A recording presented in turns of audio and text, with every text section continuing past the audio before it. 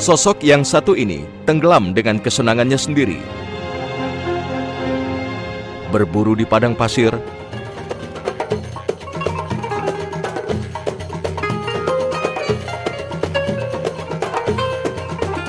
dan meminum arak. Seperti layaknya pemuda Quraisy pada zaman jahiliyah.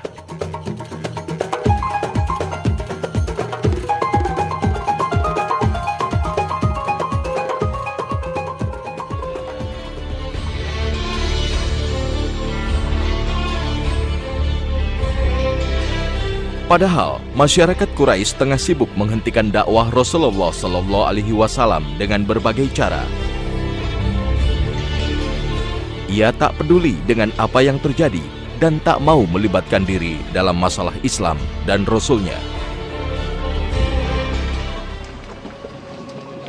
أبتي ما بك؟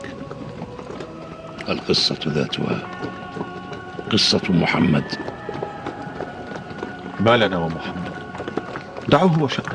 ندعه وشأنه وقد صار يسبنا ويسفه آلهتنا وقد صار أتباعه يتكاثرون يوما بعد يوم. Inilah Khalid bin Walid.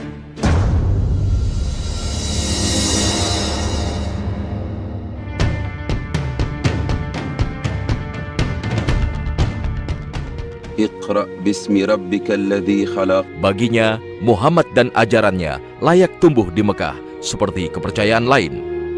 Nasrani, Yahudi, dan Hanifiyah atau ajaran Nabi Ibrahim.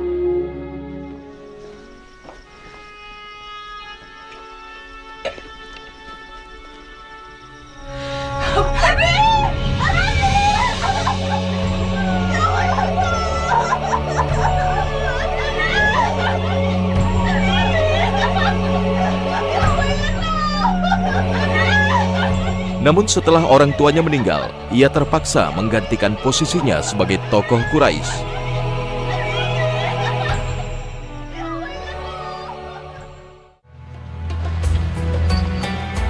Ya Abu Sulaiman!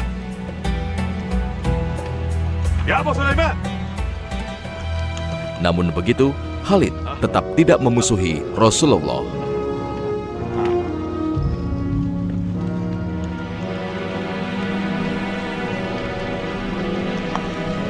هو ذا بيننا خالد بن الوليد، هو نفسه الوليد بن المغيرة بشحمه ولحمه. Lahir di Mekah dari keluarga yang kaya raya, dari keluarga besar suku Bani Makhzum yang terhimpun dalam suku Quraisy. Ayahnya memiliki perkebunan yang membentang dari Mekah hingga Taif.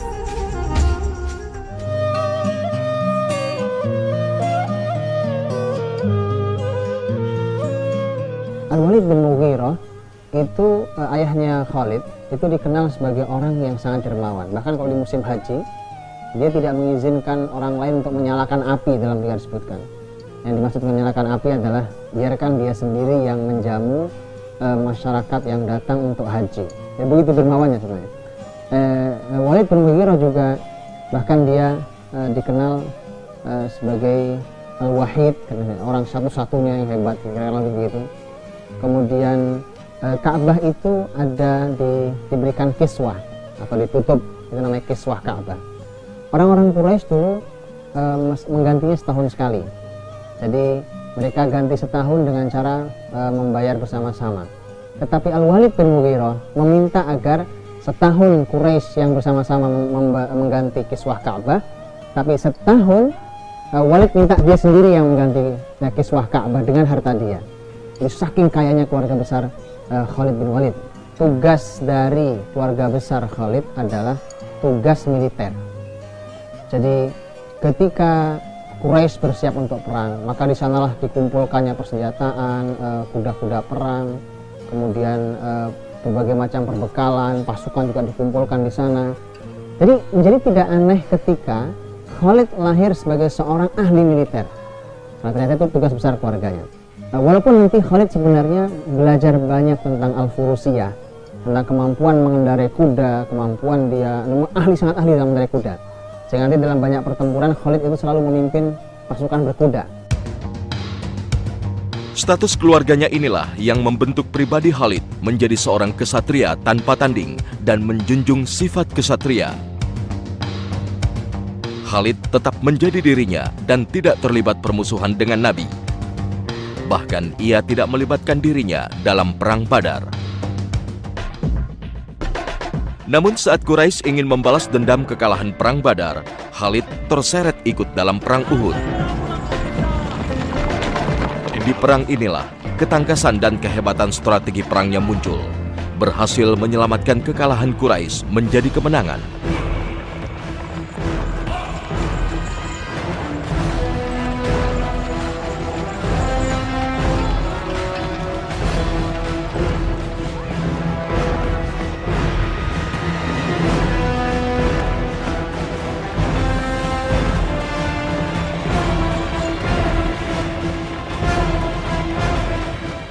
Khalid beruntung masih mendapatkan hidayah.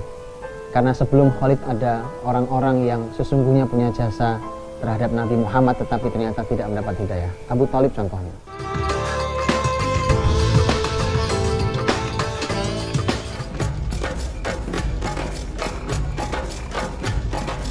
Sejak kemenangan di perang Uhud, Khalid menjadi tumpuan Quraisy.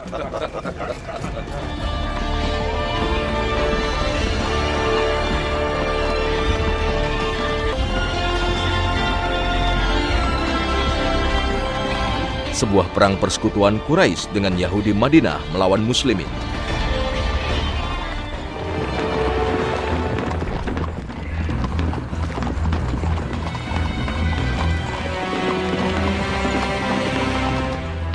رب الكعبة إن هذه لمكيدة ما كانت العرب تفعلها. أليس فيهم مولى محمد سلمان الفارسي؟ هو فاعلها إذن. قسما لأجعلنك تدفع الثمن باهظا يا سلمان.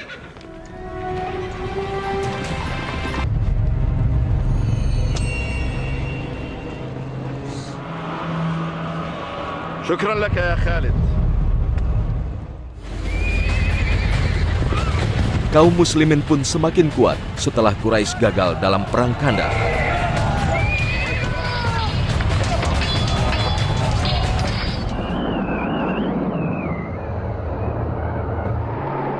من أين أتت هذه الريح؟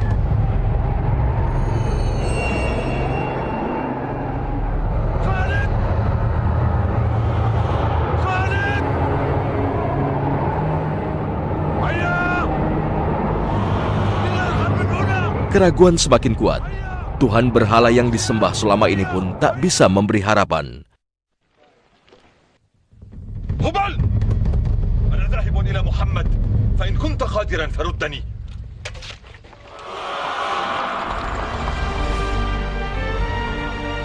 Khalid akhirnya bertekad ke Madinah untuk memeluk Islam bersama Amru bin As.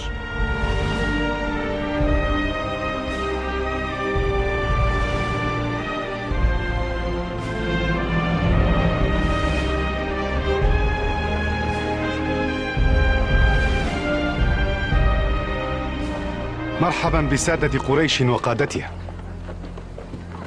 ومرحبا بإخوتنا في الإسلام. إنا نشهد أن لا إله إلا الله ونشهد أن محمدا رسول الله.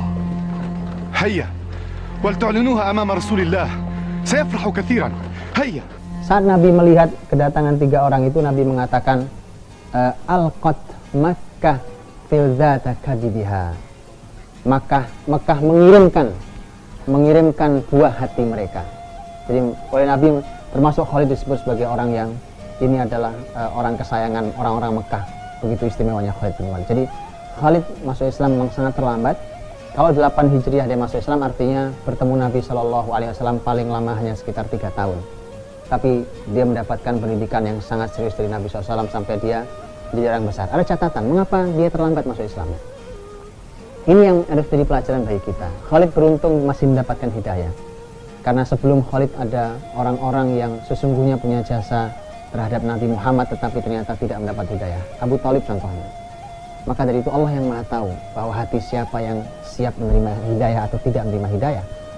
Biasanya kenyamanan ekonomi, posisi di masyarakatnya, kepemimpinan itu seringkali menghalangi hidayah masuk. Untuk itulah sebenarnya ada satu saran yang menarik, yaitu jangan menjadi orang besar dulu, jangan menjadi pemimpin dulu sebelum menjadi orang yang telah memiliki pertobatan yang baik, sebelum menjadi orang soleh. Karena saat menjadi orang besar biasanya sulit mendapatkan hidayah. Ya, tentu hidayah milik semuanya, tetapi seringkali ini menjadi penghalang-penghalang seperti posisi Khalid dengan semua kenyamanan hidupnya, dan itu menghalangi hidayah sehingga dia terlambat masuk Islam. Bergabungnya Khalid dalam pelukan Islam memang menjadi energi baru bagi kaum muslimin. Namun Rasulullah Shallallahu Alaihi Wasallam tidak serta-merta memanfaatkan keahliannya di medan perang dalam berbagai ekspedisi penaklukan di Jazirah Arab.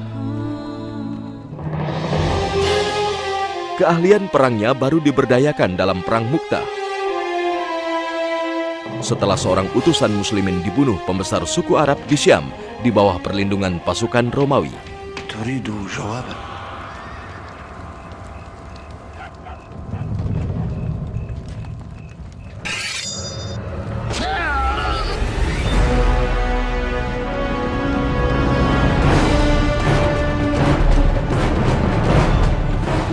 Itu pun bukan karena ditunjuk Nabi, tapi karena keadaan darurat setelah 3 pimpinan muslimin yang ditunjuk Rasul gugur di medan perang. اصطلحوا على واحد منكم يحمل الراية. أنت لها يا ثابت. ما أنا بفاعل. اصطلحوا على رجل يكون قائدا لهذه الراية. ثابت. أبا سليمان. أنا لها.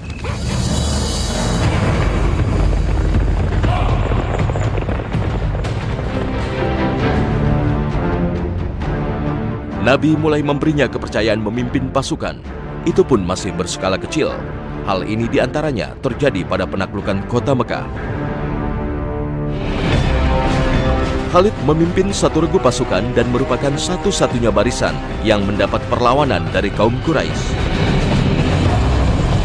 Khalid terus mendapat gemblengan langsung dari Rasulullah Shallallahu Alaihi Wasallam dan tetap memberinya tugas-tugas militer skala kecil. Ada peristiwa yang dicatat di dalam sejarah ini, juga pelajaran mahal buat kita, bahwa Nabi yakin, Nabi tahu persis bahwa Khalid adalah ahli militer.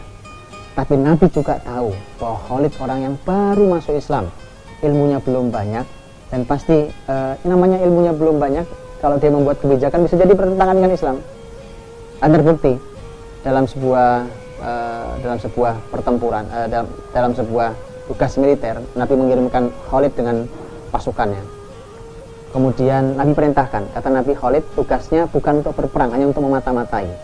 Ternyata sampai di tempat Khalid perang, dia sudah melanggar perintah Nabi. Khalid berperang, kemudian mereka tawan. Khalid menawan beberapa orang. Kemudian oleh Khalid dibunuh orang-orang itu. Bahkan diserahkanlah ke beberapa sahabat yang di pasukan, mereka diminta untuk membunuh. Sebagian sahabat mau, sebagian Muhajirin Ansar tidak mau. Begitu disampaikan ke Rasul kisah itu, Rasul kemudian mengangkat kedua tangannya. Nabi mengatakan, Allahumma inni abra ilaika min fi'il Khalid. Ya Allah, aku berlepas diri dari apa yang dilakukan oleh Khalid. Ini kesalahan. Tapi itulah resiko. Makanya tetap ada hadis Nabi SAW yang harus kita selalu dengarkan. Nabi mengatakan bahwa khairukum fil jahiliyah khairukum fil Islam idza faquhu.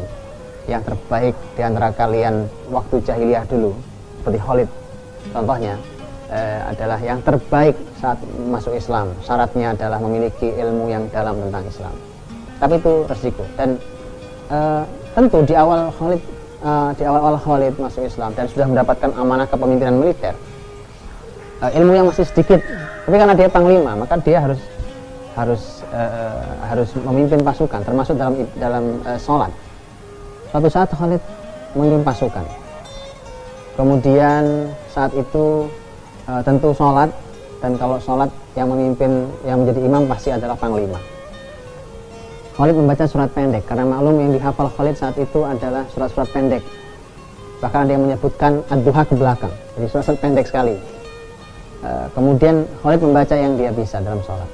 Ternyata salah. sudah salat pendek yang dia baca salah pula. Kemudian diproteslah Khalid. Khalid, masa Anda seorang pemimpin Quran saja tidak tahu, tidak bisa? Khalid mengatakan, syaghalanil jihad anil Quran.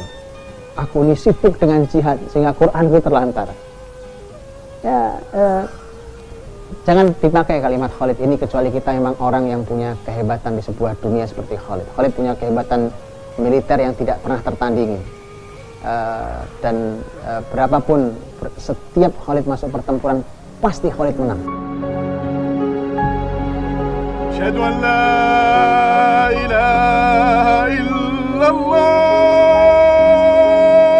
Tugas-tugas besar dalam militer baru dijalankan Khalid setelah wafatnya Rasulullah Sallallahu Alaihi Wasallam. Asyhadu anna Muhammadan. Asyhadu anna Muhammadan. Pada masa Khalifah Abu Bakar Siddiq, Khalid diangkat menjadi komandan memerangi kaum murtad.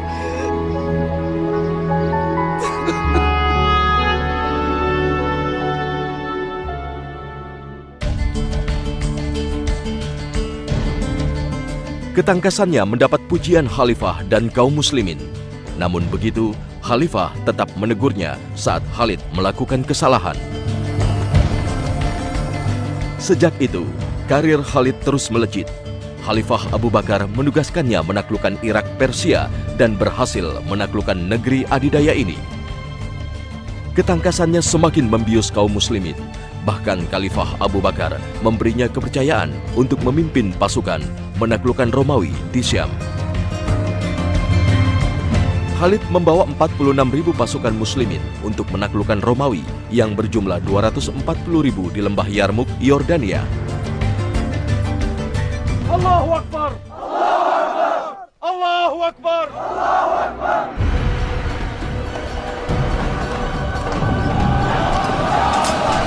Sebuah peristiwa penting terjadi saat perang besar terjadi. Berkat kepiawaian Khalid, seorang komandan Persia tunduk dan memeluk Islam. صدقتني يا خالد. علمني الإسلام. هلم معي أعلمك الإسلام. وأهلا ومرحبا بك أخا عزيزا في الإسلام. Khalid akhirnya berhasil menaklukkan pasukan Romawi secara telak. Kemenangan gemilang Khalid bin Walid di lembah Yarmuk menjadi gerbang penaklukan muslimin ke seluruh dunia di luar Jazirah Arab. Khalid bin Walid pun semakin dipuja kaum muslimin dan ditakuti musuh-musuhnya. Itulah mengapa Khalid kemudian dipecat oleh Umar bin Khattab dan digantikan sahabat lainnya, Abu Ubaidah bin Jarrah. Umar khawatir popularitas Khalid membuat kaum muslimin selalu mengandalkan Khalid.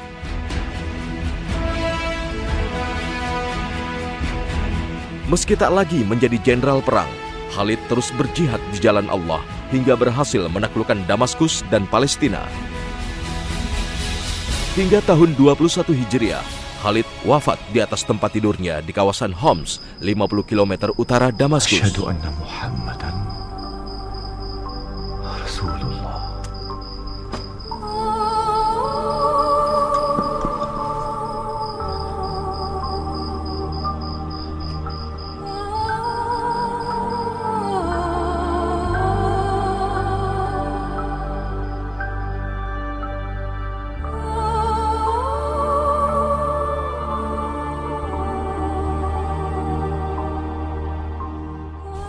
Ini pelajaran buat kita semuanya bahwa mati itu pasti, tetapi penyebabnya bermacam-macam. Hanya Allah yang tahu.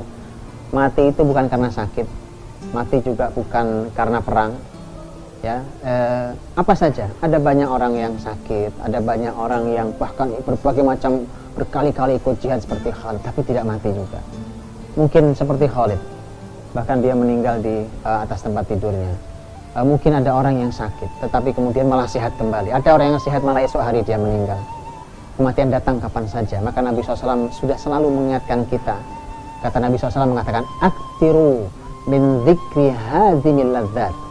Perbanyaklah oleh kalian mengingat sesuatu yang akan menghancurkan kelezatan dunia ini, yaitu kematian. Tapi perbanyak mengingat itu, karena semakin banyak orang mengingat kematian, semakin soleh